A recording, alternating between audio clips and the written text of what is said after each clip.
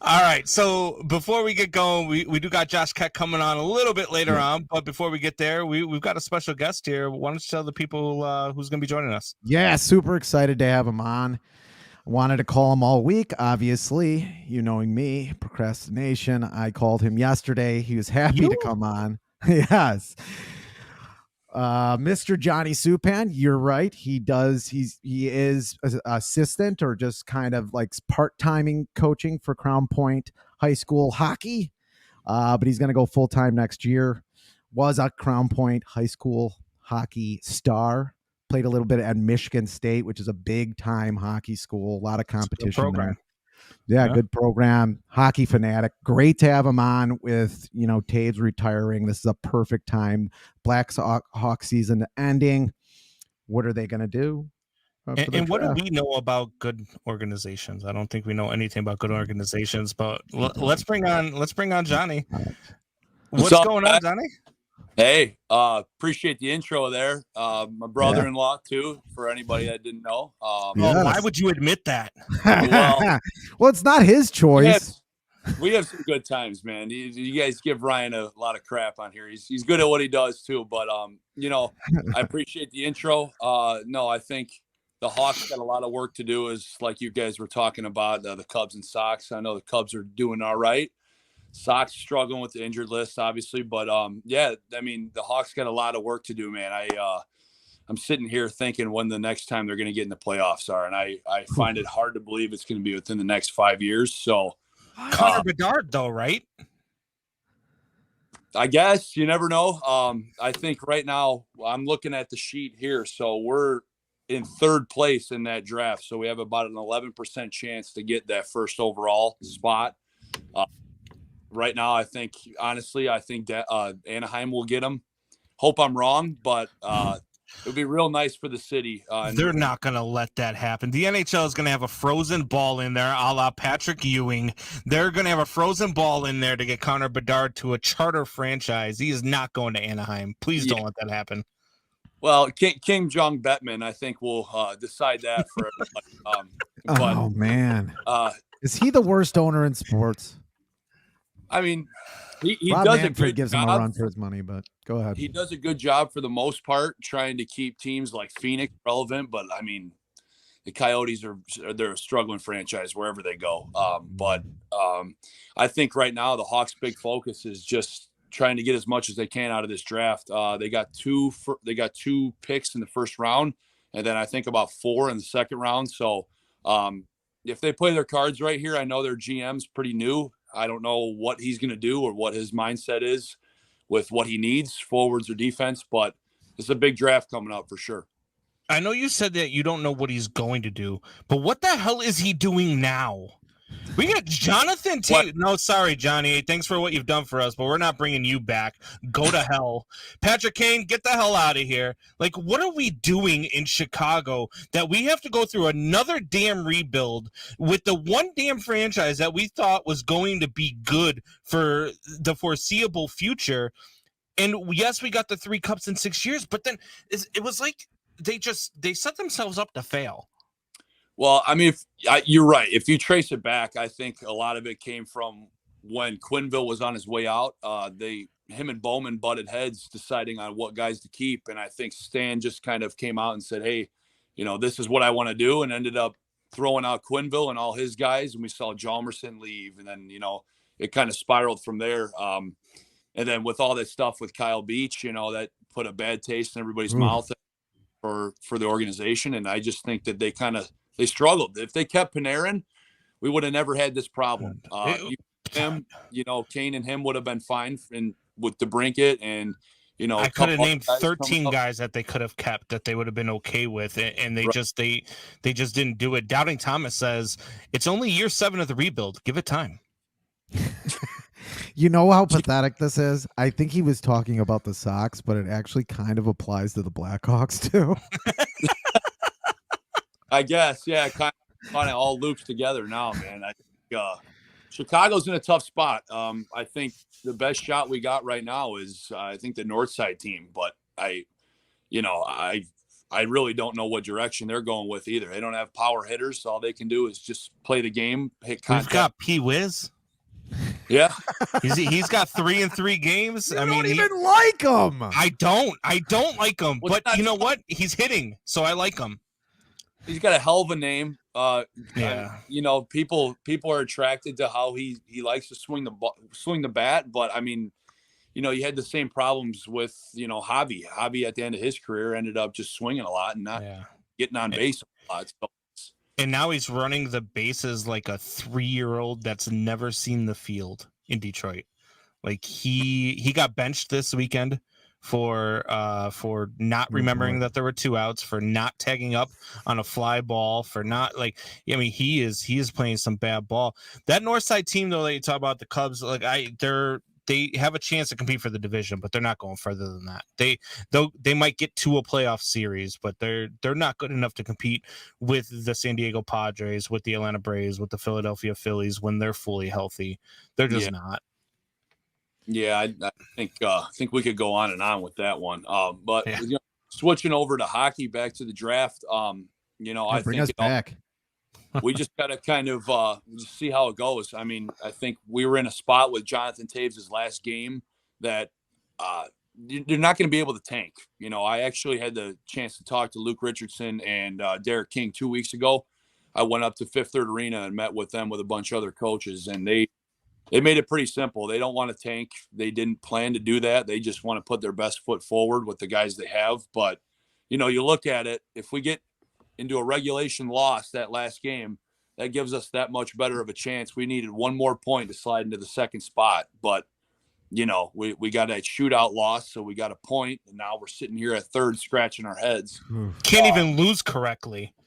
Right. And there was no Lovie Smith there to help you out. But anyway, what makes Connor Bedard so good for someone as naive as me? And what is he someone who could play right away and make an impact, kind of like, you know, Taves and Kane were able to do? I know they weren't exactly a finished product yet, but you could see the promise, and they actually contributed to the team right away. Oh yeah, I mean, I think we can't stress enough how lucky we got as an organization to go 2 years back to back, grabbing those guys and having them both ready to play. To your question though, I think Bedard's ready. I think for him, he's a very dynamic player. I know, you know, his shot and his speed are definitely McDavid-esque. That's what makes him really good, but also his physicality too. He's 5'10", 185, but he hits. He's not afraid to go into the corners and take somebody out and score a lot of goals while doing it. I think the main thing that I'm seeing at the youth level that a lot of kids are picking up on is his release. So his quick release, he likes to just, you know, fake that shot and a quick pull to the inside and another, you know, quick rip. That's what he's good at, is just bringing that puck close to him and kind of getting away from guys. You know, you compare him to McDavid, he's got that breakout speed.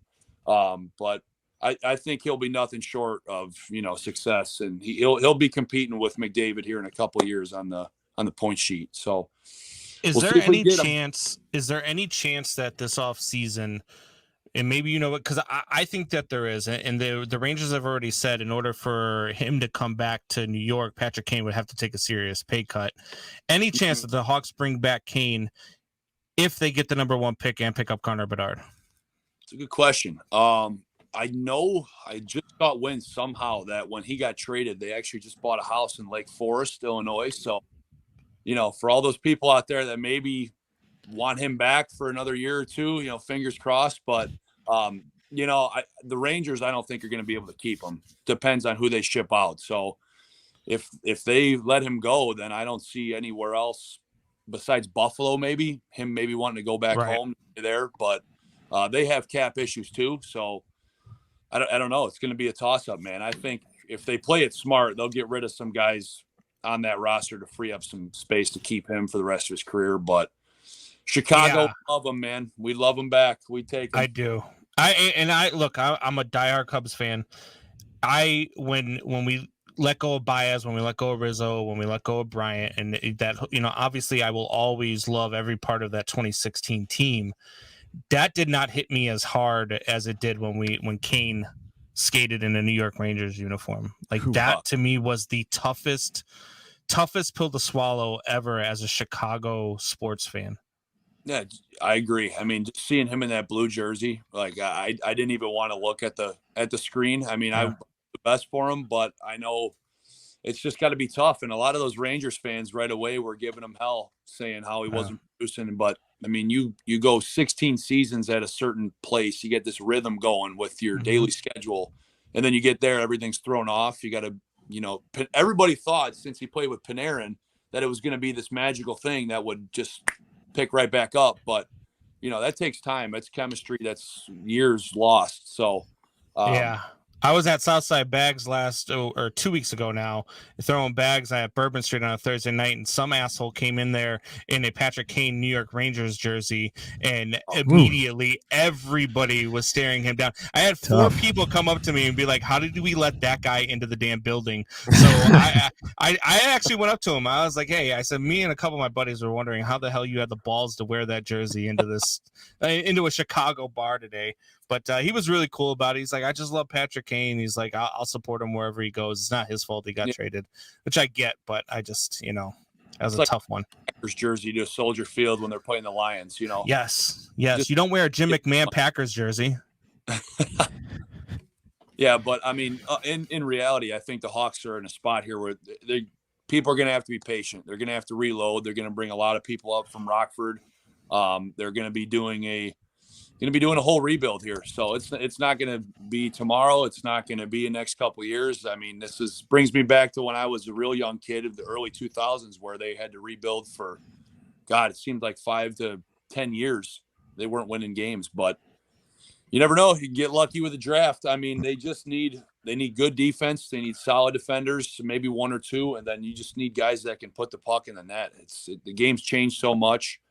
There's no more really dump and chase type hockey. It's more of, based on your skill and your speed and just opening things up in the offensive zone. And I think right now, this mock draft I'm looking at, they got a guy out of Russia, Matt V. Michkov. So I don't know that's who their pick's going to be. He's a right winger as of now if they get that third spot. But like I said, I'm hoping Bettman will kind of open the doors up for us and give Chicago a bone because we've been nice to them. So before we let you go here, we're going to give you a chance to become your team's favorite coach. Okay? Yep. Give me a kid from Crown Point, Indiana that we're going to be looking forward to seeing skate in the NHL.